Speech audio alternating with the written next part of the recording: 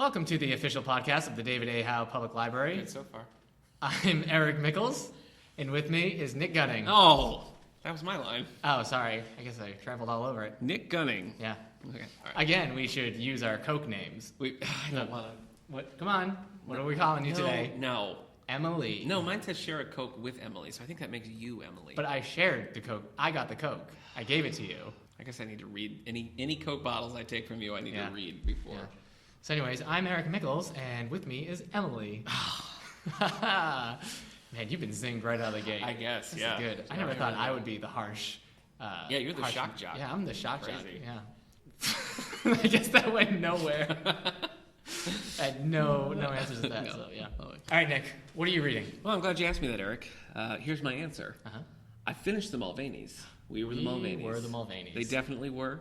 They're no longer the Mulvaneys, as the Spoiler title implied. warning. Yeah, I know. Yeah. I mean, they kind of tell you in the title, so it's not that big of a deal. But I really liked it. It probably was my favorite Of her- all that her I've stuff read you've that read? I've read of hers so far. You've liked a lot of her stuff. I know I have, but I think that just as a whole, I thought We Were the Mulvaneys is probably the best that I've read. I really love Freaky Green Eyes too. That's got a special place in my heart because it was the first one that I read You're a dark person, man. forever. Oh, come on. All right. But no, Mulvaney's was really good. I'm excited about it. We're doing it for a book club, so I think it's going to be a good discussion because there's a lot of stuff going on. Yeah. And I'm really interested to see what they do with the movie Yeah, too. which we're showing. Yeah. Which I ordered. So, Good. So get off my back. All right. I bought it. It's coming. It's a long book, and each family member has kind of their own story and trajectory, and I'm interested to see how they're going to fit that into a movie. But that was really great. But Can I tell you something? Yeah. I'm excited Joyce Carol Oates is coming. Yeah. But on the other hand, it'll be nice when she's come. Yeah. And we are no longer the Joyce Carol Oates podcast because it kind of feels like we're the official podcast. We're not. No, we're not. No. We're not claiming We're to not be. affiliated So anybody with, who would want to sue us on that one, Yeah. we're in no way affiliated with Joyce Carol Oates. No. But to answer your question, what am I currently reading? Yeah. After last week, we got to talking about Mary Higgins Clark and Yeah, all I'd say the we different things. were a little harsh on her. We were more harsh on Carol Higgins Clark, to be fair. Wait, was that who we were harsh on? Yeah, the daughter. Oh, She was the Reagan Riley. see, I mistress. already thought Yeah. Mary Higgins Clark Anyway. was the daughter. Anyway, Okay. she has a second in a series coming out in November, and that's what got us into it. But the first book in that series, called The Cinderella Murders, Right. is written with Alifair Burke. I saw it at the mall. Uh-huh. I picked it up. I started reading it. I'm about 100 pages in, and I'm enjoying it. Nice. I wanted to see what it was all about, and it's kind of an interesting story. Mary Higgins Clark wrote a book called "I've Got You Under My Skin," which dealt with kind of a true crime show that was solving cold cases. Right. About scabies? No, Oh. no, that's different. I get why you'd think that, Yeah. but no. And this is kind of an offshoot of that. And so she's teamed with Alifair Burke to write this Under Suspicion series Right. that follows this cold case type show where they solve things. So, I've started that. It's good. It's fun. Two things. Yeah. Which of the talking mice killed Cinderella? Uh, Was it Gus? No, it was Jacques. Oh my gosh. Jacques. Never trusted him. I know. He was just too nice. Yeah, it was too bad. It's called The Cinderella Murders because the girl's found with one shoe. Oh, okay. So that's why. She's You know, not there's actually, lots of people out there. She's not actually Cinderella. This Right. isn't like a new Disney live action take Okay. on Cinderella. So, like, there's no, like, crashed... Wait, there is a new live action take on Cinderella, isn't yeah, it? Kenneth Man, Branagh. He they're directed out- it. they're It was out of supposed to be control. kind of good. They are out of control. Well, a whole bunch more is coming. I Beauty know, and the that's what I Beast, mean. It's a endless genie supply. prequel to Aladdin. A Is it live-action real? genie prequel. It's about the genie. There's no way Oh, they can do that's it right. Because that either sounds bad. either it's in the vein of say for me. Maleficent. Yes, it's either in the vein of that movie where it's Yeah. kind of dark and gritty and nobody I wants to never see a saw dark, that gritty movie. genie movie. Yeah. Or it's in the vein of the Robin Williams genie and then you're Yeah. just doing a bad impression of a Right. beloved late actor. Yeah, man, I wouldn't touch that. I don't know what they're thinking. That's I crazy. don't know why.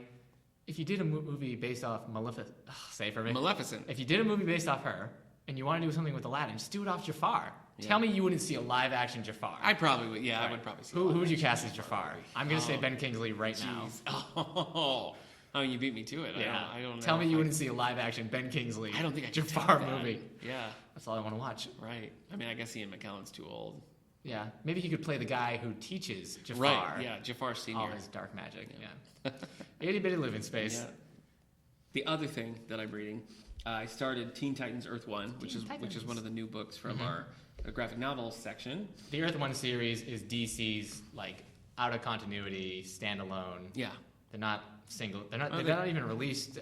They started as like origin, Yeah. a retelling of origins of big heroes. There's Superman, Batman, Yeah. Teen Titans, Wonder Woman's coming out. Yeah. Wonder Woman's coming out in a couple of They months. try to like update But them, put a twist on it them. actually it starts in a really intriguing way. So I'm kind of interested to see what they do. It's odd because there's none of the like primary like classic Teen Yeah, Titans. if There's you no watch Robin, the, there's no Wonder if Girl. you grew up watching the Teen Titans cartoon, Yeah. this is just gonna like you're not gonna see any of them. No, they are. Yeah, no, from the cartoon they're all here except for Robin. Oh. Yeah, it's. Well, the now t- I look I know. foolish. The team is Cyborg, Terra, Beast Boy, Jericho, Raven, Starfire. Man, Yeah, just no Robin or Wonder Girl or I've read it. Kid Flash. Oh, you read it already? Yeah. Oh, okay.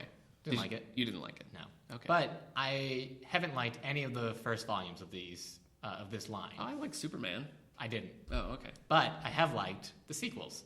Oh. I like Batman Volume 2. Superman is that's by J. Michael Straczynski, right? Yeah. I tend to like his stuff.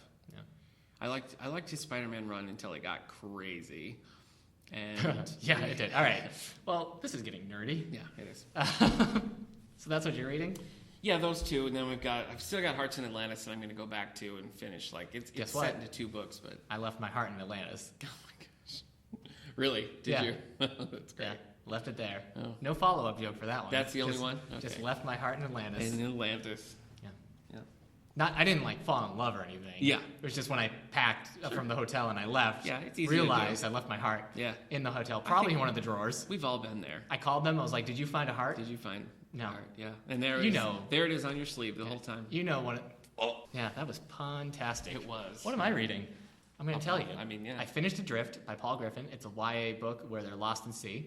Oh yeah, yeah. Were they it's- found? No, don't tell me. Yeah, I'm not going to tell you. 5 teens and Robert Redford lost in a boat. Oh, that would not be fun for those teens. It could be. Well, I guess. I guess he'd be like, "Have you seen this movie?" And they're like, Yeah. "No, we're like 15. I don't know. We would love to watch 3 Days from Condor." Yeah. Is it 3 days to 3 days to Condor? I still gotta watch that. I don't know. I usually fly, so I'm not sure how. I love Butch Cassidy and the Sundance Kid. While we're Yeah. getting off topic, So the book was good. It's Yeah. it's short. It's survival. Yeah. Not everybody makes it back. I'll just say that. Mm-hmm. So you got Oh, five. geez. You've got Okay. 5 teens. all 5 teens make it, but the raft doesn't come back. Is that what you're the- telling me? Yeah. Oh, don't tell me that. All right, I won't tell you. Okay. Kind of reminded me of Hatchet, but it really has nothing to do with Hatchet. Oh, okay. But it is survival. It is Teen- teen survival. You know, I'm kind of ashamed to admit that I've never read Hatchet. Yeah, that's sad. I don't know how I missed it, but I didn't. 2 situations.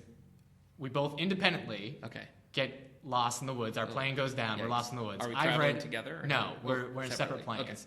I've read Hatchet. Okay. I live All right. because I've read Hatchet. Yeah. You haven't. Mhm. You're gonna die out there, Okay. cold, alone. Hatchetless. All because I didn't read Hatchet. All because you didn't read Hatchet. Wow. Have you read any survival books? That's a good You question. are not prepared. Have I? I feel like I have. I've read How to Survive the Zombie Apocalypse. really can't I've think of read one. Hatchet. I guess Hatchet might not be a survival handbook, No. but if I had a hatchet, I would know what to do with it. Yeah. I guess instinctively. That was kind of chilling. Out of context. Jeez. I guess instinctively, Here's Eric. if anybody's lost in the woods and they have a hatchet, they probably know what to do with it. Yeah. They probably know to chop down trees. Cut stuff Yeah. and whatnot. I guess you had, yeah. What if you had a choice Yeah. of being on a plane, Okay. and you could have a copy of Hatchet Yeah. or an actual hatchet? Uh-huh. Which would you pick? Is there a scenario in which the plane doesn't crash? You don't know. You have to hedge your bets. I mean, I'd like to have the reading material, but practically, I think an actual hatchet would be better. So Okay. both. Yeah. Is that okay? Yeah. Oh, cool. All right. It is now. Easy. All right. Yeah. So that's what you were reading. Which Hatchet? That was Yeah. a long time ago. No, Adrift. Adrift, Right. yes. That was really good. I gave So what it are we 4 at? stars Oh. out of 5 Wow. on Goodreads. Okay. I like to push it at the over in the teen section.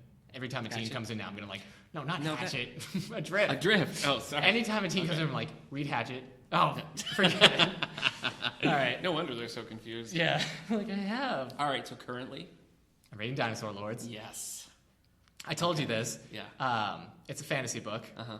And it's definitely a fantasy book. I'm hoping, right now Pass. it seems like if you took out the dinosaurs, it's just Game of Thrones. Yeah, but then you just have a bunch of dinosaurs, so that could be fun That's true. for you. Yeah. You know. I'm like, fine, keep the Yeah. Game of Thrones. Right. I'm happy with my Ray Bradbury said that. He said he's just happy playing out there with his dinosaurs. Really? Yeah. Huh. I probably misquoted him terribly there. Probably. Oh, Yeah. man. Ray Bradbury fans are going to tear me apart. Yeah. You know what else would tear me apart? Dinosaurs. They would.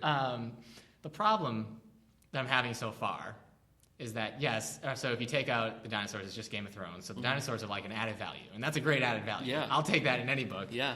But because it's a fantasy book, they don't have our scientific dinosaur names. So knights aren't like, oh, there's a Tyrannosaurus. They're like, these three-horned, like, it's a triceratops. See, this is the thing that drives me crazy about fantasy novels, why I have trouble getting into them. Yeah. Because any book that comes with like a 50-page glossary of what their made-up word means. Well, actually, I just can't. He's doing this thing in Dinosaur Lords where there's this book of true names, and it has the real dinosaur names, the ones we know them as. Wow, they figured those out early. Gallimimus and Tyrannosaurus, Dilophosaurus. I could just keep naming dinosaurs. Ankylosaurus. I don't think I could stop you. I'd like to stop you, but I mean, there's that book, so that's for us. But then they're still calling them stuff that doesn't make any sense. Like, oh, this sharp teeth, big-headed dinosaur. Like, so. Wait, Sharptooth from Land Before Time is in it? That'd be. Yeah. Somebody's riding a T-Rex. Somebody's riding an Allosaurus. He's bad. He's bad news. I was so excited to see an Allosaurus as prominent because they were like the lions of the Jurassic period. No, we are all like, oh, the T-Rex is great. The T-Rex is my favorite dinosaurs, but Allosauruses in the Jurassic period, they were just ruling. They were the rock stars. They're great. I had an imaginary Allosaurus when I was a kid. His name was Allie. Oh god. Wow. Yeah. Yeah, it's kind of sad. It's great to have imaginary friends. Okay. Compare this. Okay. You had, what, a real friend named... I did have real friends, yeah. Right, in first grade. What were their names? Dan. So it was just a kid? Yeah, Dan. Mine was a dinosaur. Yours was a dinosaur. So okay. I would take the imaginary dinosaur over your real... Over actual friends. Maybe not now. Oh. I would take a real dinosaur over real friends. What? If I could trade you in for a Tyrannosaurus well, Rex... that's not on the table, so right. You don't even need to finish it. You keep me.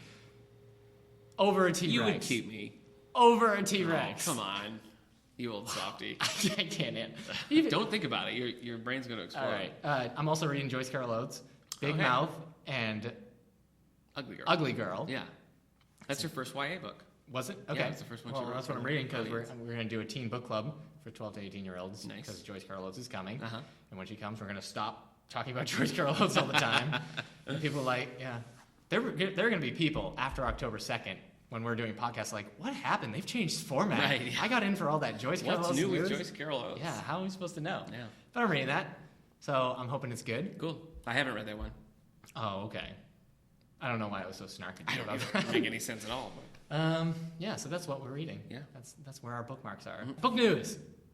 Oh, okay. Yeah, let's do it. What kind of news do you got? Well, let me just grab I don't ever want to sing that again. No, that was... We asked a friend We did. to send us... I don't think there's any reason why we Ben, should... Ben, if you're listening, we're calling you out right now. We need our You were theme going to give music. us an intro song, segment songs, Yeah. nothing. Yeah. And Drop until the you do, ball. I have to hear Eric sing. Yeah. Do you understand that? Yeah.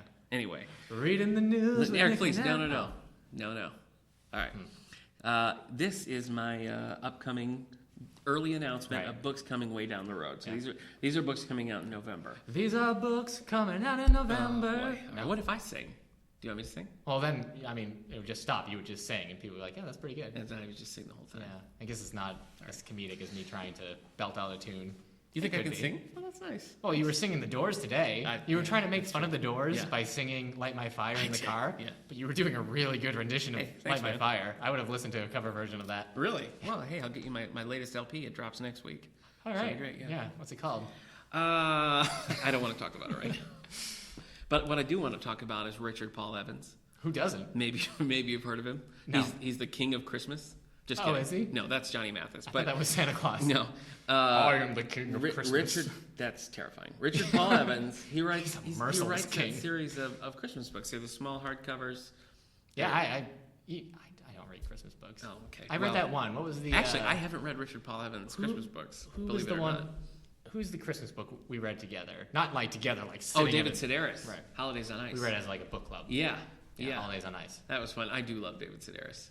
His That stuff might is be the good. only Christmas book I've ever read.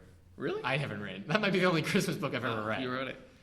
Anyway, Yeah. Richard Paul Evans' next Christmas book, The Mistletoe Inn, is coming out November 17th. What kind of Christmas book does he write?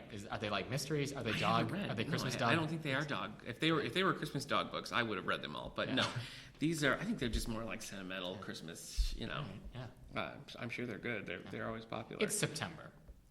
I know. Okay. Yeah. This comes out in November. It comes out at the peak Christmas season. All the post-Thanksgiving Christmas reading you can do, starting with Richard How would you Pollard's like it Mistletoe Inn. if I started talking about Halloween next week? Sure. Really? Yeah. I'm going to do it. Oh, no. Terry Goodkind's got Warheart coming out as a fantasy author. Have you read Terry Goodkind? I haven't, but I think I have one of his books, and I might get it wrong. Okay. I do have the copy of Wizard's First Rule, which I'm going to read. Okay. It's a pretty popular one. Yeah. So. Well, it's not particularly helpful to our conversation, but thanks for letting me know. Also, we have John Irving's coming out with a new one, Avenue of Mysteries. Intriguing title, so maybe I'll check that one out. I guess it's intriguing. I mean, it says mystery right it there. It does, yeah. I mean, it tells you who knows what what's you're happening into. Yeah. An avenue. That's a little mysteries. Earlier. That's coming out November 3rd. So those an avenue is just a road. Yeah. Just a road of mysteries. Road of mysteries. Those can lead anywhere. Yeah. Road to mystery might be a good one. Yeah. Road. I mean, I don't want to tell John Irving how to do his job. Highway to Mystery sounds exciting. Oh, is Michael Landon in that? No. Oh. All right. Well, I think that's good for me. What do you got? Here's some books that are coming out. Let's get the nonfiction out of the way. Yeah, these are books that are coming out September 8th, except for one. And I'll tell you which one that is in a second if I can find it. Anyway, Paula Dean has a cookbook. Talk about your avenues of mystery there. Which one's coming out earlier? Paula Dean has a new cookbook. It says, Paula Dean cuts the fat 250 recipes to lighten up. What? Yeah. Like 50% of her recipes are just Normally, butter. I wouldn't bring up Paula Dean because she's a controversial figure right now. Right. But she's going to be on Dancing with the Stars, which seems weird. Okay. But I wanted to bring that up because Gary Busey's going to be on Dancing with the Stars. Oh my gosh. And wow, that might make me watch Dancing with the Stars. The only reason I want to see that happen is because I want to see what he's going to do on Disney night. Oh my gosh. What Disney song is he going to dance to? Is he going to dance? Can you think of a classic Disney character that he looks like? No. What about the horse from Tangled? Wow. Man. Yeah. Unfortunately, the horse from Tangled didn't have a song. Oh, didn't he? I would watch him on Disney night dance to Be Prepared or Jafar's rendition of Prince Ali from Aladdin. Prince Ali. Yeah. So that's a lot of Aladdin talk we've done today. Yeah. Prize. Who's in charge of America's schools? You got me. No idea. The cover shows Mark Zuckerberg. I don't think he's creator of Facebook. Schools. Well, there's a lot of people on it. Yeah. Oh, Chris Christie, Cory Booker. I don't know. Oh, they're all ready to reform our failing schools. Wow, this book has some opinions. Okay. But that's what you get from a nonfiction. So if you're wondering, I should have read the author, but I've closed that window. So hey, good luck. That's another mystery. Yeah, it is. Who wrote the prize? Yeah, that's fun. There'll be a quiz after this, so if you know who wrote the prize, you get a prize. Yeah, Eric will sing any song you want. Yeah, this is a podcast though, so by the time next week it'll be next week. I'm not going to sing. Yeah. The Making of Stanley Kubrick's 2001: A Space Odyssey by Piers Bizzini. So the middle section is just going to be blank pages. Yeah. Yeah, you could just make a book on Stanley Kubrick and just the still photography that is his films. Oh my gosh. Burn, Kubrick. Well, I mean... here's the thing. I liked The Shining, but not as an adaptation of the book, because the book is... I love the book, but the movie, there's a lot of interesting things happening. Right. But you'll hear people. It comes up about book adaptations. They're like, well, The Shining is a terrible book adaptation. It is, yeah. But people love Stanley Kubrick's The Shining. Yeah. So it's one of those things where, like, sometimes you just gotta... It's like Jurassic Park, man. Yeah. Hey, you brought it back. Congratulations. September 8th, The Lost Landscapes. Oh, hey. Our writers coming of age. Last mention we're going to make of Joyce Carol Oates in this podcast. That seems unlikely. Ugh. It's her biography. Yeah. It's coming out. Autobiography. Right, autobiography, because she's writing it. Yeah, it's her topic when she comes here is about her use of Western New York. Yeah, that's fiction, what this book's about. This is about growing up in Western New York. So I'm looking forward to it. Talks about her first friendships. Yeah. To her earliest experience with death. She strikes me as someone who experienced death when she was 5. Yeah. She maybe because it's in the one sentence it says friendship and death. I have a feeling her 5-year-old friend also is her first experience with death. Wow, thanks Nostradamus. A lot of her books do deal with like childhood trauma and the repercussions from that. So it seems like she must be pulling it from somewhere. Anyway, what else? Fiction. All right, these are all series that are coming out. Lee Child has Make Me. It's a Jack Reacher novel. Oh, Jack Reacher, sure, yeah. September 8th. I'm not up to date, but I do like it. Stephen King says Jack Reacher is the coolest continuing series character. I could see that. Yeah. He's like a blunt instrument. Yeah. It's a cool character. Mm-hmm. You haven't read them? No. Did you see the movie? No. The movie was good, but Tom Cruise was good in the character, but it's just funny because he's like known for being like the shortest man in Hollywood, and Jack Reacher's big thing is that he's like a mountain. Yeah. So it's just kind of funny. They're coming out with a sequel. They just like officially. They're doing Jack Reacher. Yeah, Jack Reacher too. Yeah. I think Tom Cruise has kind of like come back. Like his movies are making more money because like there was a time when people were like, "Is Tom like Oblivion didn't make a lot of money?" And that's a sci-fi. Right. And Edge of Tomorrow didn't make tons of money. Edge of Tomorrow was cool though. Right. I thought that was really good. I like Emily Blunt anyway. But I think with Mission Impossible 5 is making tons of money. Yeah. He might be coming back. Yeah. He hasn't really gone anywhere. No, everybody's really hard on Tom Cruise because he's a little out there. Yeah. But he's still pretty solid. I love Tom Cruise. I do. You just professed your love. Yeah.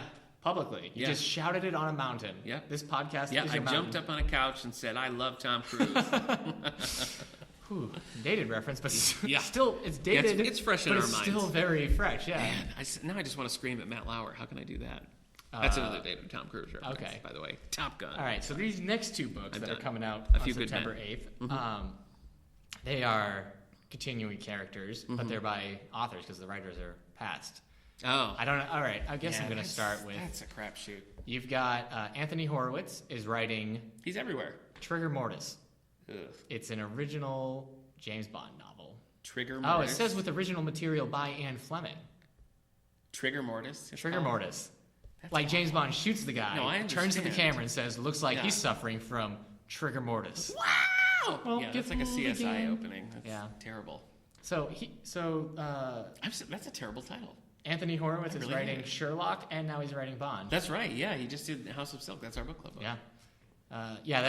That's a terrible James Bond. It is. It doesn't even fit with like the kinds of. I mean, there's the video games of James Bond have had better titles. They have. Like Everything or Nothing. Yeah, that's a better title. That is a good one. You Only Live Twice. Mm-hmm. Well, that's an Ian Fleming. That's an original. Yeah. When Spectre comes out in theaters in November, we're gonna have to do a James Bond. Oh yeah. Segment because I mean he's got the books. The books are really good. I mean I've only read the first one. Casino Royale though. I mean that's a great. I'll try to read. I've read a few by of the time authors. I do that. I'll try to catch up. Maybe I'll read like the next two. A lot of them. I mean, it's a lot of short stories. A lot of the movies are based. Well, on short stories. It's interesting. This says it's with the original material by Anne Fleming, but like we learned, like we talked about with Michael Crichton, sometimes finding the original material isn't great. Yeah. This apparently takes place after Goldfinger. Well, there was a time before the movies started. There was talk of doing a James Bond TV show, and originally the American Thunderball, one. No, not that. Not that. Ian Fleming was going to be involved, but the original Thunderball was based on a script for a TV show, and then he adapted it into the novel, and it eventually became a movie. So it's possible that this is leftover stuff from that time. Have you watched that show about Anne Fleming? Dominic Cooper's in it? No. Oh. I haven't read a lot of recent James Bond. It seems like there's a new author like every couple of years, and they try to back to basics, I don't know. None of them ever really. You can only go back to basics so many times. It's true. John Gardner did a long run that was pretty popular. I read one of those. All right, so I've got multiple news here. Robert B. Parker's The Devil Wins. It's a Jesse Stone novel by Reed Farrell Coleman. Here's the thing with these. Mm-hmm. I mean, I'm really torn. I haven't read a new Jesse Stone or a new Spencer, but I'm really torn about them continuing these series because on the one hand, I love the characters, but I read the book from his Western series. He's got Appaloosa, and that was a movie with Viggo Mortensen and Ed Harris, who were also in A History of Violence together. Oh, together? Oh, that's interesting. The movie's great. Yeah, I think you'd actually like that. But probably. I enjoy a good Western. If you've read Parker, I dare someone not to enjoy a good Western. Wow. Challenge accepted. No, I love Westerns, so I would. I'm sure there's plenty of people out there who would be like, this Western is terrible. Parker has this really distinct style where it's real crisp and it's real kind of sparse. It works really well. He's a sparse writer. I read his first Jesse Stone book, Night Passage. That was super sparse. Oh yeah. I guess something can't be super sparse. He makes it work, and that's when I read the next Appaloosa book by the new author Robert Knott, I think it was. It didn't mimic that style at all. Yeah. It was just it didn't seem to me at all. So I was kind of surprised that they didn't try to make it at least seem similar. But whatever. All right. What else you got? Well, this might be good Jesse Stone news for you. October 18th, Jesse Stone, Lost in Paradise, is going to debut on Hallmark Channel. Oh, I am excited about that. I love those movies. Tom Selleck, he's back. Yeah. That's cool. The last one, it's been years now, but it ended on a major cliffhanger. And I thought, well, I guess they're never going to address that, but that's great. I'm glad those are back. Oh, this is the 10th installment? Of the movies? Yeah. That doesn't surprise me. There's a lot. The first several are based on the novels, and then from that point they kind of diverge in their original stories. But so that's kind of confusing, because Lost in Paradise is the sequel to Night Passage. They already did Trouble in Paradise, I think, is the sequel. Okay. There we go. Probably isn't a bad thing to get lost in paradise. No. I don't know how to get out of here, but do I want to? If your choices are Lost in Paradise or Lost in Yonkers, I think you probably want to go with Paradise. I haven't read Lost in Yonkers. I haven't seen it. No. That's Neil Simon. Yeah, Neil Simon, Yeah. So how you doing? Me? Yeah. I'm fine. Yeah. Yeah, doing well. Got any thing you want to share personally? Just for a personal anecdote from my life? Yeah. I do not. Hey, you know what I'm excited about? What? I keep forgetting. This is Labor Day weekend. Okay.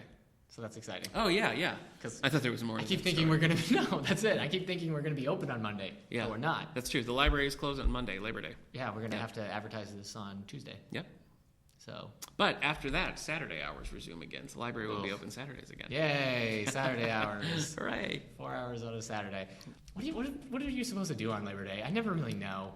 When I went to college, my college cookout wasn't even closed on Labor Day. I just went to class. Oh, yeah. It's terrible. That's true. So, yeah, I guess cookout. I guess it's kind of like the last cookout. That's true. Day. I mean, it sort of signals the end of summer. Yeah, it's a sad time. What are you doing on Labor Day weekend? Probably having cookout. Can I come? Absolutely. Yeah. Nice. Yeah. We'll do a special Labor Day podcast. Yeah. Hey, this is live from this Nick hot Gunning. dog's delicious. Yeah. I got a new game called Telestrations. We should totally play it. Oh. Okay. What is it? You have like a dry erase Bork? I just turned into the Swedish chef. Bjork is here? Yeah, no. Bjork is going to come to the... Oh, wow. Yeah. No, you have a dry erase board. Everybody does. And everybody gets a word, and they have to draw the word. Yeah. And then they pass it to somebody on their right, and that person has to look at the drawing. Oh. And they have to come up with the word. And then they have to pass that, and then the next person now has the word, and they have to draw that picture. So by the time it gets back to you... It's like telephone. Right. It's a visual telephone. So, you get... But the words in there are crazy. So, you get eternity. And you have to draw the concept of eternity. Wow. And by the end, it's turned into a dog and a purse. And you're like, how did that Forever. happen? Yeah. The game that you got for the teen summer reading program, the Pandemic. Pandemic, yes. Yeah. That's a great game. That was a lot of fun. Yeah. That's a good group game. Yeah. It's great, too, because, it doesn't say what the bacteria or the diseases that you're stopping in that game as it's going throughout the entire world. Yeah. So some people will play it as a zombie plague. Yeah. Some people want to pretend it's the the simian virus from, I think, Outbreak. But it's nice because it's cooperative. You work with each other to try to stop. I mean, sometimes somebody somebody pressure gets to them and they start losing. Well, how can we stop this man? Pull yourself together, Nick. I don't know who I was in that situation. No. He sounds tough though. Didn't work. He sounds like somebody who knows what he's doing. Yeah. Yeah. Inspires confidence. Yeah. Hey, you know what time it is? What? It's time for Nick and Eric's Lonely Book Club Band. Just make the music. All right. It's the best I can do, man. This is a fun segment. The goal of Nick and Eric's Lonely Book Club Band is that we find a book that has never, ever checked out. Yeah. In the system, it's probably been upstairs. Yeah. Didn't check out. Yeah. Then it went downstairs to the stacks. stacks. It hasn't been checked out. Yeah. And so what we're trying to do is A, figure out why. Yeah. And then B, sometimes it's a little obvious. Yeah, sometimes it's obvious. And then B, decide if maybe it deserves another look. Yeah. Or if it's, The thing is, thinning the turkey herd. When we talked about thinning the turkey herd, that was brutal. We agreed that they were probably bad. So, the goal is to find a hidden gem. Yeah, we want to find something that people the goal. overlooked. Bring it back. Well, so this week I ran the report. Uh-huh. And I went down and I pulled this book off the shelves, and if you could see it, this book, I can't.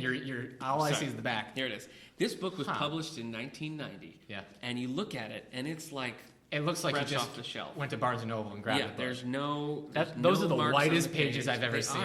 And it's tight. I mean, it's nice and closed. If you pick up a book and it's been read at all, when you set it down, it'll open up and it'll probably open to a page. Right. Because there's a bookmark there. This one, you set it on its spine and it stays aggressively closed. Yeah. It's almost like the book doesn't want to be read. I know. This book is bewitched, I think, and it's not going to open. Yeah. So it's abundantly clear that this book has never even been perused. Yeah. So we're going to do this right now. Let me tell you the title here. Okay. Now, I picked this off the shelf. Eric hasn't seen it. He doesn't know it, and I haven't explored it at all. Yeah. I just we know. just grab them by the title. We do. Yeah, that's all by we the need to title. see. That it hasn't been checked out. Yep. As a title. Here's the title. Okay. Snap judgment on the title. I want to hear your first. Whatever you tell me. Okay, I'm closing my eyes. Here I don't know why. Death in a Serene City. Automatically, I was bored. Well, here's the next Bored. thing. That's my. With the title has kind of that noir feel to it. You know, it was Death in a Serene City. You know.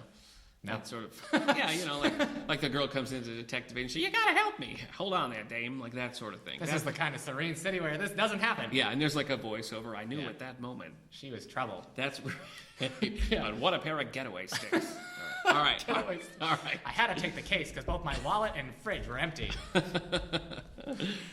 Death in a Serene City. Now, if they had the cover to go with that, if it was like a moody cover, you know, you had a wet street, you know, with a moon and like maybe, or like a guy in a straw hat just sitting by a tree, relaxing. Yeah. And then a girl coming out of the woods, knife in her back. No. Okay, well I tried. You did. All right. So, Death in a Serene City, A Mystery of Venice, by Edward Sklepowicz. Don't laugh at people's last names. Don't do that. Sklepowicz. Okay, so that's the full title. A Mystery of Venice. So this is in Rome. I guess, yeah. I mean, I guess it's not in Rome. It's in Venice. Yeah, right. But it's in in Venice. Italy. It's Italian, sure. Death in a Serene City. This is the cover, Eric. Let me tell you what we got, folks. We have, I know. That is abstract and nonsensical. It's really bad. It's really bad. So we have like a, I guess, a Venetian streetscape behind. We've got some ornate lampposts. Streetscape. We got a large column with a Pegasus. Call that? No, wait, is that a lion? Yeah, it's a lion. So it's a griffin, I guess. Yeah. A griffin on it. We got a little city in the background here. And then... Is Italy known for its griffins? Well, it will be now. Yeah. It's got a bright red mask, like a Zorro mask, but red in the center of it. And then the title is on like a looping ribbon. Death in a Serene City. Okay. So, when I pop this into Goodreads, I see that this is a series... First one published in 1990, the most recent published in 2009, so it's a nice long run. It's a Venetian mystery, is the series, and the main character's name... Stop. What is it? Tell me. I'm going to have to look. No. He's an American expatriate. He's an American expatriate writer living in Venice, whose name is Urbino McIntyre. Classic American name. All right. Hold on, I'm looking at this author. He looks like a James Bond villain. He does. Yeah. He looks like Le Chief from Casino Royale. Yeah. And he also looks bored. Yeah, he does look a little... He was like, fine. He's like, oh yeah. Take my picture. I like the check tablecloth just to really drive it home. That is a bad picture. That's like a driver's license picture. Look, we're not out to tear authors apart. No, I'm sorry. I mean, you're right. Somebody did get paid for this cover. Yeah, and then he wrote 8 more books. Oh, you mean the cover alone? Right, I think this cover is bad. It is bad. I feel like we can make fun of... I feel like we can, because if it's a series, he's successetscape. So Okay, let me tell you... I can't get over this cover. It's a terrible... I know. Because the cityscape, the streetscape is not a good picture. No. If you took out the titles, the ribbons, and you took out the mask, that's not good. I mean, it has more of like a romance feel to it. Yeah. The cover. I mean, especially without the mask, but it doesn't at all say also, this is it's a not murder following... mystery. And I mean, this... Maybe, not everybody has to follow this rule, and this is always something that maybe bothers me more than other people, but it doesn't follow the 2/3, the 1/3, 2/3 rule with pictures, where 1/3 of the picture is a segment and then 2/3 is another segment. It's just like 1/3, 1/3, 1/3. All 3 of them. It's not great. No, it's not. It doesn't inspire confidence. But you know what? You shouldn't judge a book by its terrible cover and unflattering Well, the spine author. is just as bad. Look at the spine. Yeah. The spine has that same like dark ribbon style to it. It's hard to read. It is hard to read. Nothing about this is appealing to me anyway. Let me read you the synopsis. Okay. Venice called to Urbino McIntyre. I'm sorry. Hold on. I gotta take this. Yeah. Hello? Who is it? No, hold on. No, I can tell him. Urbino, who's... All right, I'm gonna... All right, no, I'll be there. Okay. Bye. Yeah. Sorry, that was Venice. Oh. I have to go. Okay, well, hey, Mr. McIntyre, have a good trip to Venice. Venice called to Urbino McIntyre, intoxicating him with a blend of majesty, history, and marinara sauce. Not really. The last one was fake. Let me try it again. Intoxicating him with a blend of majesty, history, and decay. I would have preferred the marinara sauce. I know, it sounds good. Like, oh, that sounds great. Strolling past her magnificent palazzos and picturesque canals, the expatriate American writer knew he could love none other and vowed to remain always. But now the so it is kind of a romance novel. Yeah, it's a man in Venice. It's like a Woody Allen picture at this point. It's true. That's just the greatest. I just love Venice so much. Yeah, it's the greatest city. With where's the pharmacy? I need it. What? But now the elegant tranquility of his chosen city has been shattered by mayhem and murder. And marinara sauce? No, just mayhem and murder. Okay. The bizarre theft of what? Okay. All right.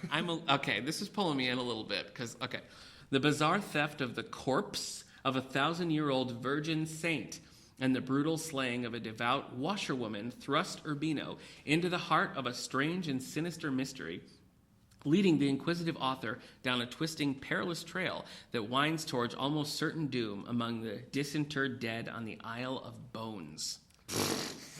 Whoa. What? What's he gotten himself into? I mean, that does a better job than the cover. Yeah, it does. Or, yeah, that's pretty good. I mean, it's too bad you can't just put the summary on the cover. Yeah. That's okay. I'm kind of interested. Yeah, I'm kind of interested. It sounds like a book you'd read. If this was taking place at Christmas, that's a decent. You'd be sold. Yeah, Urbino McIntyre and his beloved pet dog. Okay, let me give you a little blurb from the back. This is praise for this book. Yeah. Mr. Sklepowicz's prose is as seductive as Venice itself. High praise. His characters have substance and elegance. Mm-hmm. Oh, that Contessa. And it's wonderful to read a mystery in which all of these things, atmosphere, character, style, are certainly as important as the plot itself. This is by Martha Grimes, who's a noted mystery author, very popular mystery author, Martha Grimes. So let's dig a little deeper. Let's first line it. Okay.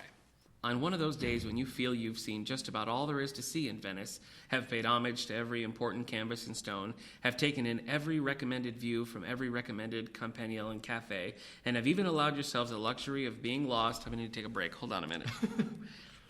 And I'm back. Yeah. Knowing salvation is only a few turnings ahead, you may consider the Church of San Gabriel in a remote corner of Canaraggio Quarter. All right, that is a terrible opening line. Yeah. That is a brutally long. That is a first run-on sentence. Yeah, it is. This is what it is. I don't like lists. I don't like when books start with big, long lists. No. It just seems... I mean, I guess maybe if you're like really familiar with Venice, you'd be like, oh, yeah, that's great. But none of these things stand out to me. Yeah.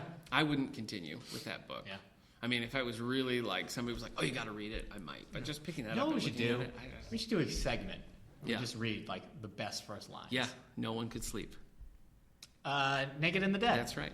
Thank you. All right, let me... I'm going to keep going just a little bit. We'll see if this brings us in. There, you may find a few others who have strayed from the nearby ghetto in search of a boat stop or have mistaken San Gabriel for the Madonna del Orto and are wondering why they can't find the Tintoretto they've read so much about. I guess the tone doesn't... The tone's a little too conversational for me at this point. I mean, we don't have any character. I mean, it is rough when, like, weird. Okay, so this is just a little 2-page intro. Then we have a prologue. So I don't know what the heck that was. Wait, that was the intro? So is that like the author? No, it's not. It's in character. I mean, so we have an intro. Yeah. We have a prologue. Now we have a prologue. Do we have a pre-chapter? Let me see. Oh my gosh! Wow. Okay. How many pages is that prologue? It's several pages. Here's how the prologue starts. 1. Oh, it's a multiple part prologue? Jeez. 1. He was shaking and crying like a little boy, although he was a man.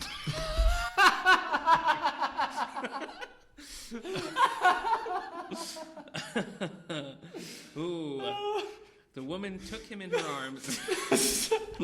If you could see, oh man, I'm looking at the audio wave as we're recording. We had a big spike there. We certainly it's just did. This straight line. It looks like we've been dead. He went into the no. The woman took him in her arms and looked into his tear-stained face. He broke away from her and ran across the uneven stones. But he was a man. Let me just read the prologue. He was shaking and crying like a little boy, although he was a man. Maybe not necessary. I mean, I think we could probably... All right. Here's a way you could say that. So we got... Here's how you could say that better, all right? Yeah. He He was a he's a full-grown man. I think that's but a he's given. crying like a boy. I don't think you need to say it. You can say he's That's a the full-grown point. man, but he's crying like a little boy. Like a little boy. I Right. think it tells you right there. He was crying like a little boy. Yeah, That's you it. know he's not. If he was a little boy, you'd just say he was a crying little boy. Yeah. Okay, all right, so prologue. But he was a man. He was a man. Do you think he has to say that? Darn it, he was a man. What if that sentence shows up everywhere? I hope so. I don't know. He ordered a cosmopolitan from the bar, but he was a man. Yeah. You know? Yeah. He's trying to prove something. Yeah. All right, so that's about He bought himself a rose. But he was a man. Yeah, he was. So that's a 9-page prologue after a 2-page introduction about Venice. So now we have, 20 years later. I feel like 20 years later. that is so not he's the thing you need to push he's an about your character. Older man, yeah. Yeah, he wasn't crying in a masculine way, but as a small child. He was splashing around in the river like a little boy. But he was a man. Okay, part 1, Yeah. 20 years later. The Slipper on the Grave. Is the chapter title? Yeah. Okay. All right. So this is the proper beginning of the book. We've done the intro, we've done the prologue. I don't believe you. 1. Urbino McIntyre was sure about one thing. He was a man. He was a man. No, that's not it. That's not it. Urbino McIntyre was sure about one thing. The poor woman had wanted to die. Okay. Oh. That is infinitely time. That is so much better. It is. I mean, than it's prologue, classic. the Yeah. intro. She had wanted to die. He gazed up at the ceiling of the Church of San Gabriel. It was in almost as poor condition as the rest of the church, an old Gothic building dating to the early 15th century and flaking now from age, dampness, and the cancerous exhalations from the mainland industries. No thoughts of the ceiling's deterioration preoccupied him this morning, however. Okay, well, obviously that's not true, because he just did a whole section about the guy looking at the ceiling. Yeah. So he's preoccupied. Yeah. Anyway. He's got other things on his mind. Yes. Sir, nor was really he scrutinizing interested in the ceiling here. Yes, yeah, but I am a man. He's not interested in it, no. Nor was he scrutinizing its cherubs and blessed souls, its angels and clouds, its hovering virgin and child, for some indisputable evidence of Tiepolo's fresh hand. Instead, all he could think of was the painful contrast between its airy, floating images and those last desperate moments of the poor woman's life. Yes, she must have wanted to die. Well, there he ruined the first line because he just repeated it after a bunch of nonsense. Oh, you don't like that? I don't like it. I don't mind when he repeats the first line. Well, it's just, I guess, the starkness of that first line there, and then he babbles for a long time. There's the video game, Metal Gear Solid 4. Yeah. The opening line doesn't seem relevant. Is war has changed. That's the opening line, and that's a pretty good opening line. War has changed. But then, for the next 20 minutes of that cutscene, it shows up every 2 minutes. War has changed. Yeah. And it's just like, okay, we get it. Yeah. By the 10th time, you're like, we get it. War has changed. I don't see how. Yeah. But it's changed. I don't know. I don't like it. Maybe repeating the first line is a bad call. It's just so soon, and it's the yes. So you're saying if Norman Mailer, she must have wanted to die. So you're saying if Norman Mailer had constantly been like, nobody could sleep. Nobody could sleep. Yeah, it probably wouldn't work so well. Yeah. I don't know. I'm not feeling great about this. Let me dig a little bit deeper here. It strikes me as a book with not a lot of dialogue. Ugh. Can I tell you something? Yeah. If there's no dialogue in a book, I'm out. I know. Here's the thing. I'm reading Dinosaur Lords. You sure I think are. I would love it. I would. It's a whole. This is a problem in sci-fi and fantasy as well. When your book is a lot of description and describing action, places, and their people and their thoughts and stuff, but there's no dialogue, I'm out. Because when I start skimming a book, I'll stop instantly when I see dialogue, right? Yeah. If there's no dialogue, then I feel like, and I get into a skimming mode, yeah, I'm just almost skimming through the whole book. Yeah. Like, where's the dialogue? You'd be skimming a lot of Urbino here because I'm trying to find a good dialogue to me is section. Probably the most important part of the book. Okay. Maybe. All right. Yeah. All right. Here's a little bit with dialogue. Hold on. Yeah. I'm going to backtrack. Yeah. I made a very objective statement about dialogue being the most important part of the book. I don't know if I can back that up. I haven't thought of it enough. Yeah. I'm going to think about it. Okay, you'll come back to us. You'll come back to us. I gotta hang on to that. Yep. Eric's not sure how he feels about dialogue, but he was a man. No. It's all right. Dang it, I was. All right, I know. You don't have to keep telling me.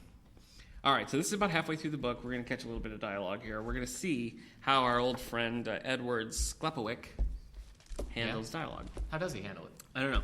As Urbino was making his way down the dark stairway a few minutes later... This doesn't sound like dialogue. I know. There were footsteps behind him on the landing above. Then a voice called down, "Excuse me, Signor McIntyre, could you help me to my apartment?" It was Marietta. We don't know who that is because we're skipping. But Yeah. Of course, Senora. She's in trouble. He went up to her, probably, and the getaway sticks on her. Just kidding. He was a man. Where is it?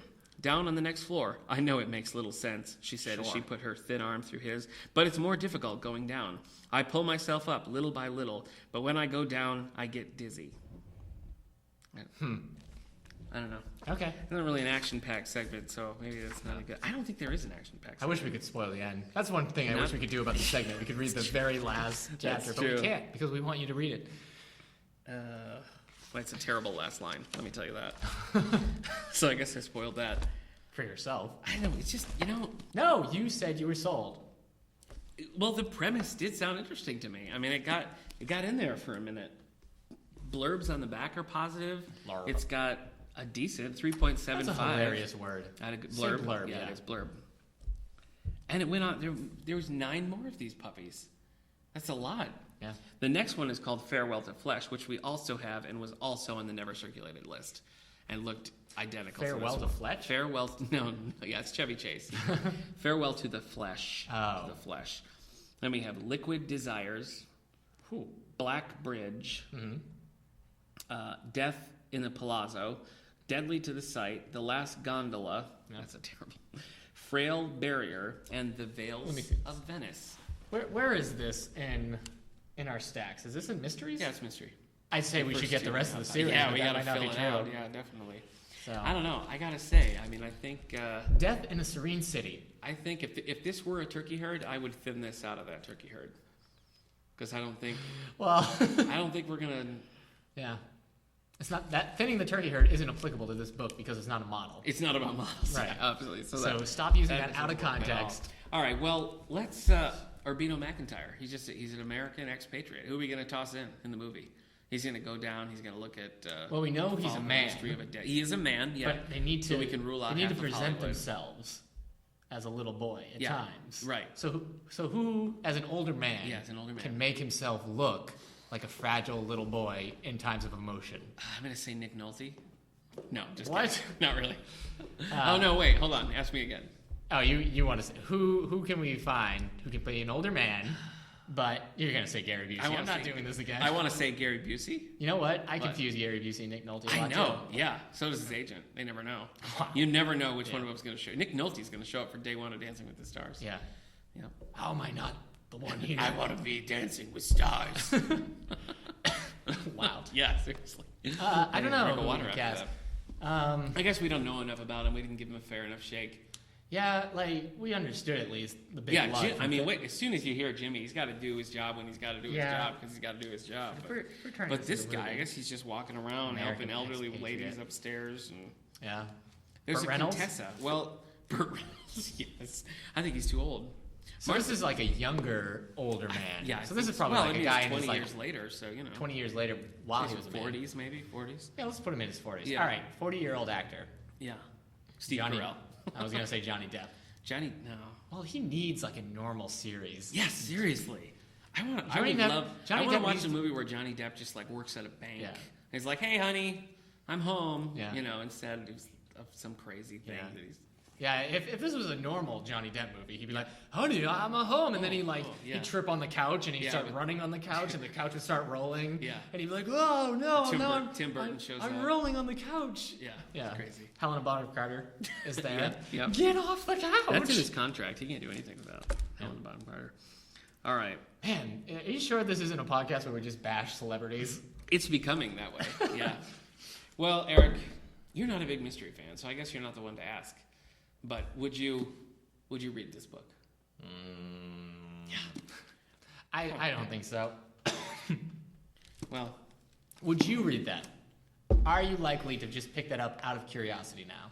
If I just saw, like I'm looking on Goodreads, I come across this, I see a decent review, I read that premise, I think, okay, maybe, because it has it has almost like an archaeology kind of feel to it, No, I didn't pick up on that at all. Yeah, he's talking about going down in the tombs and everything. I mean, I based on that alone, I might be interested. But I pick up that first rambling, nonsensical list of a sentence. Russell Crowe. I thumb through this a little bit. Yes, absolutely. We're going to cast Russell Crowe. We're going to cast Russell Crowe. Okay. Then I definitely wouldn't see it. Yeah. But to answer your question, no, I don't think so. Even though he is a man, He cries like a little boy. Liam Neeson. Oh, jeez. He's too much of a man, I think. He could never. Liam Neeson wouldn't cry like that. It. Well, I think we got another dud on our hands. I think maybe... You know what? I think maybe the good people of Wellsville made the right choice in passing this up. Well, it's one of those things where if you've read this, if you've read the series, this is your favorite series, mysteries. Email us or tweet us or Facebook us. Email us at wellsville@stls.org. Yep. Facebook us at our David A. Howe Public Library Facebook page, or tweet us at D.A. Howe Library. Yeah. And let us know if you know what, and if you read this book because of this podcast, let us know and tell us if we were right or if we were wrong. Yeah. Now, we will put up a display with this and his other books and some similar books. That'll be up in the library. So if you want to check it out, it's here. Yeah, we got the Michael Crichton anywhere in the display up STLS system. If you want to request this book, we got it, and we'll send it your way. Yeah.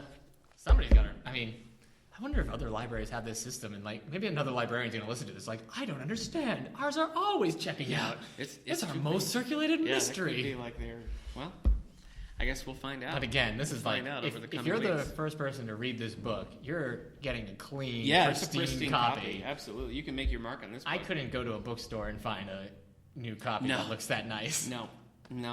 So, well, all right. Library news. What do we got? Yeah, library news. Well, normally our book club would meet on this Monday because we always meet the first Monday of the month. But it's Labor Day. It's Labor Day, so we're going to be having a cookout. And the House of Silk Book Club is going to meet at 3 o'clock the following week, September 14th. Yeah. Okay. Other thing I got coming up is a staff member here, Liz, very crafty. She taught an art. You mean like she's going to rob you she's and you won't even devious. realize it? Yeah. There's a dark undercurrent. Yeah. That's Liz, our crafty librarian. Yeah, crafty. Yeah. Where'd all the books from my display go? Oh, I don't know. She taught an arm knitting class here, and it was arm knitting. It's a big. I'm not going to explain it to you. Look it up. But she taught a class and it was a lot of fun. Everybody. Really I hope our listeners know what it is. Jeez. They will. So she's making coasters this time, which is kind of a neat process. You take the coaster, different colored markers, and then you use alcohol to kind of push the colors around and make some neat design. So she brought in some samples of things she's made and they look great. So that's coming up 4 o'clock, September 17th. Yeah. Space is limited, so let us know if you want in. But those are my two big things coming up. Okay. And we were the Mulvaney's Book Club on September 21st. Mm-hmm. Yeah. That's news you can use. Maybe we talk about our displays. We got some news displays up. Yeah. So if you come to the library, we've got our fiction display is Cozy Mysteries. Yeah. I mean, we can't put Death in a Serene City in because that'll be not on our very podcast cozy. display, but it's definitely not. Yeah, we set up our podcast display. Mm-hmm. We've got our historical fiction display up. Yep. The Cozy Mysteries one. So, like, who's in the Cozy Mystery? MC Beaton, Donna Andrews. Like a lot of knitting club mysteries, like the cat mysteries and stuff. Yeah. Good stuff. That's a nice one. We've got our football display up in our nonfiction one. Yes, which you did. Yeah. It's not my strong suit. Yeah. And I am ready for some football. We got a blend of DVDs and fiction, nonfiction, a lot of stuff. There's some on fantasy football books out there that I might check out. Fantasy football, oh my gosh. My draft. It's like football, only my draft is this Saturday. Oh. Don't ask me who my number one pick is going to be. I might go for a running back. Just record me saying yeah and wow and loop it through this thing of you talking about fantasy football because I don't have the heart. My brother-in-law is telling me I got to grab Aaron Rodgers or Andrew Luck right away because they're just in a whole nother league. Mm-hmm. I mean, they're in the NFL. Yeah, you're right. I just don't want to confuse people. Yeah, I was confused. You said another league. I thought some other football league. Yeah. But we actually had a lot more football books than I thought we would. Yeah, we do. Our sports sections are pretty big. There's old ones in there, but there's actually a lot of new ones. Yeah, a lot of current stuff. So if you're into football, come check out that display because I think no matter what you're into, because it's like books that are just about players, books about the history of the game, books about the history of the Super Bowl. It's coaching, books about coaching. Maybe. Yeah. What's you have a back to school teen display? I got a back to school and all that goes with it display. Yeah. So we've got The Click and Gossip Girl and books. We had Beauty and the Bully, which I hadn't checked out. I put up that display and finally went. That's always fun. I was so excited. So you gotta. That's my hope for Death in a Serene City. Yeah. Well, today's gonna be the day. But there's, I put Harry Potter in there, The Arithmetist, books about just going to school. So it's fun. Nice. Yeah, we actually had quite a bit of books for that. So. Story time's continuing. We got a Tuesday morning story time, a Thursday afternoon story time, and that's for the little bit older. Couture's starting a evening story time. Yeah, a rotating evening. So we should have had her Saturdays. on here saying that. Yeah, we'll bring her in. Yeah. Thursday one is just starting up new this week in the afternoon, so that's a Thursday one. I was going to say Friday one's for younger kids. classes start Monday, but they don't. Oh, the following. The following, yeah. What's up first for the tech classes? The first tech class is a class on PowerPoint. Classic. Yeah, classic PowerPoint class. Yeah. I already got somebody signed up for it. But then the next one is ebooks. The next one is ebooks. The one after that is nutrition and fitness apps. Oh. So apps you can get on your phone to be more nutritious and more active. Yeah. My wife Tech has labs. You have the open tech labs where anybody can just Oh, yeah. We're questions. moving our open tech labs to Wednesdays. Yep. Same time. Same 10 to 12. But they're on Wednesdays now. And what are you doing with, you're doing like an appointment-based thing now? Yeah, on Friday, 10 to 12, but it's by appointment. You can schedule a 30-minute segment. Just for any tech questions? Yeah, that so if there's like a class you missed and you need help specifically with that, you sign up, put your problem, and we'll help you out. Great. Yeah. You know, people want to see what we just got in the system, like new books in the YA section or the kids' books, or if they want to see like what movies we just got. We have a Pinterest page, the David A. Howe Public Library Pinterest page. Yeah, you put that stuff keep up. that up. So people should check that out. Yeah, we got a new batch of CDs. I can tell you that. Oh yeah, you we checked got out most of them. So yeah, Andrew. Is it Andy or Andrew? Andy Grammer. Andy Grammer. Yeah. Ella. Jason Derulo. Shepherd. They're the ones that sing Geronimo, which I love. Yeah. That whole album is not bad. Yeah, they've been pretty popular. We got the Fantastic Four soundtrack. So somebody had to. Out there. I know. Yeah. The music's actually pretty good. I listened to that one. It's good to have. It's good background music. You see, Stan Lee hasn't even seen it. Really? Yeah, Stan Lee admits That's to funny. having not seen the new Fantastic Four film. Yeah. And he thinks the reason why it's gotten bad reviews is because he wasn't in it. Oh. How did they made a Fantastic Four movie and didn't cameo Stan Lee in it? Yeah. At that point. He was the mailman in the old ones, right? Yeah. The old mailman. Yeah. Well, in the first one, he was the mailman. In the second Fantastic Four movie, Rise of the Silver Surfer, he shows up at Sue and Reed's wedding as a guest, and they're like, "Oh, name?" He's like, "Stan Lee." Oh, that's right. And like, nice try. He's like, "No, I really am Stan Lee." Yeah. And they're like, "Get out of here." Apparently, that was a riff. corny. They did that in the comics. Oh, when really? Mr. Fantastic Invisible Woman got married, they had Jack Kirby and Stan Lee getting turned away. They're like, "Nice try." Stan Lee's like, "Well, Jack, we gotta go." That's funny. Yeah. There was another CD I wanted to say. We got Walk the Moon. Is that the artist? They're the ones who sing Shut Up and Dance. It was on the radio. Yeah. Yeah. That's it. Yeah. The girl, I can't remember her name. Her name is Ella. Yeah. And I think the title is called that. But she the title of sings, the album is Ella, yeah. Yeah, she sings the song Ghost. That's really stuck in my head. And I can tell you, I can't decide if I want to make Ghost, if I want to put it onto my Halloween playlist yet. Because it's about, she's singing Ghost. Yeah. And saying, like, let the, give up the haunting. And she's talking about sweeping the demons. But it's about a guy and that she used to date. And now she's trying to, like, move on. Because she says the ghost of him keeps her awake. And I think it was just, he was stupid. Yeah, that doesn't seem Halloween to me. I don't know. There is another song out called Ghost Town. It says, "My heart is a ghost town" or something. I might move that. But I might put that on my Western You're playing playlist. fast and loose with the rules. I know. I have a Western playlist I could put Ghost Town on. Like, Yeah, I have the Good, Bad, and the Ugly soundtrack on it, but I got some songs that fit in the Western vibe. Okay. So I got a playlist for everything, man. Sounds iTunes like it, yeah. and me, we're like this. If you can't see it because this is a podcast, but when I said this, I clenched my hands together to show you how close me and iTunes are. Look. Yeah. Okay, you don't have to describe it to our I see. listeners. I mean, you're just holding your own hand. Right, but tightly. Yeah. Nothing could get in here. Yeah, you're white knuckling your own hand. Yeah, So. I'm going to stop. Yeah, you probably should. feeling. Get the circulation back. So, everybody, thanks for listening. Yeah. This has been another episode. This has been the third Another episode. thrilling episode, I think you should say. Should I have? Yeah. Okay, hold on. I'm going to Yeah, do it All right, again. this has been another thrilling episode. No. You gotta. This has been another thrilling episode of. All right, well, why did you moderate this podcast? No. All right, Nick's going to moderate for now No, on. I like to just. I don't like know to how hang I over got here. the moderating role. Yeah, I don't either. It's crazy, because I usually have no idea what's going on. Yeah. Yeah, you're steering the ship. I'm just. Yeah, that's a bad thing. Whatever I'm because doing. I let us adrift. Oh no. Oh no. I gotta call Robert Redford. Yeah. He's got his own problems. Does he? He's going to be in a comedy. Yeah. And that's right. With Nick Nolte. Wow. Yeah. Everything just brings itself back to itself. Wow, it sure That's does. crazy. All right. This has been another thrilling episode of the David A. Howe Public Library official podcast. I've been Eric. He sure has. Oh, me? Yeah. Nick Gunning. I was going to do a bit. I mean, we'll save it for next time. All right. All right. And so thank you for listening, and we'll see you next time. The next podcast will be this podcast that's going to be released on Labor Day. Mm-hmm. So if they've heard that, they probably figured it out. So have a great Labor Day weekend. Unless you're listening to it after Labor Day, I hope you did. Yeah. Man, it's hard. Past tense. It's hard talking in past tense. Yeah, not really. But. Well, all right. We'll see you next time. Good night, everybody. Good night.